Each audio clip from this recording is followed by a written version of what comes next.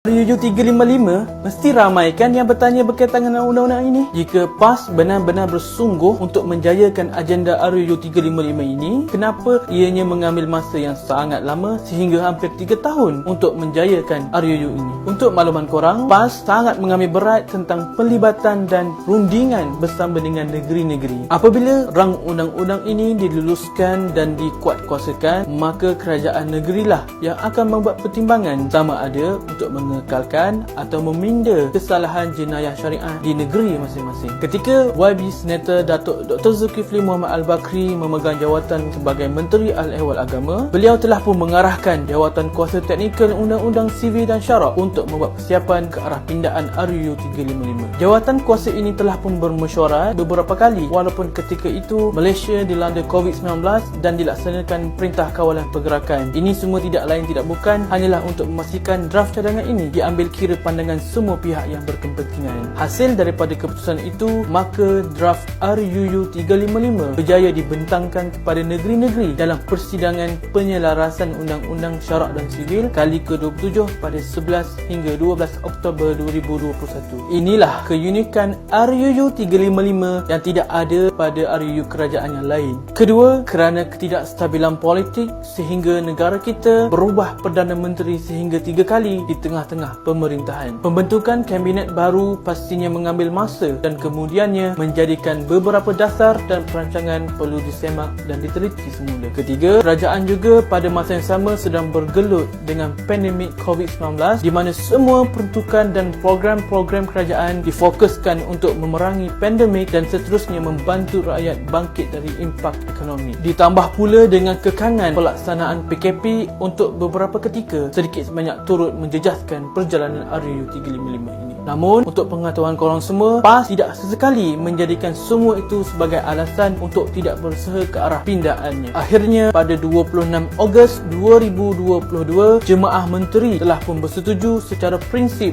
dengan cadangan penggubalan RUU 355. Draft RUU 355 ini telah disemak dan diluluskan oleh bahagian gubalan Jabatan Peguam Negara pada 7 Oktober 2022. Kita sasarkan bacaan pertama RUU ini akan dibentangkan pada akhir Oktober dan diluluskan pada bulan November 2022. Tidak cukup dengan itu, kita juga turut memperkenalkan program-program pendidikan jenayah syariah melalui agensi-agensi yang kita ada, termasuklah di saluran media seperti IKIM dan TV Al-Hijrah. Semuanya untuk memastikan bukan sahaja kerajaan, bahkan rakyat juga bersedia untuk menyambut pindaan RUU 355 ini nanti. Inilah bukti PAS bukan parti yang sembang dalam memperkasakan undang-undang syariah di Malaysia. Bagi mereka yang mempersoal apa yang hasil PAS dah lakukan sepanjang memegang jawatan menteri dan timbalan menteri, jawapan kita inilah dia. Ingin kami tegaskan di sini bahawa RUU 355 sudah pun siap dan sedia dibawa oleh mana-mana parti politik di Malaysia ini yang memegang kerajaan selepas PRU ini ke Parlimen untuk dibentangkan dan juga diluluskan.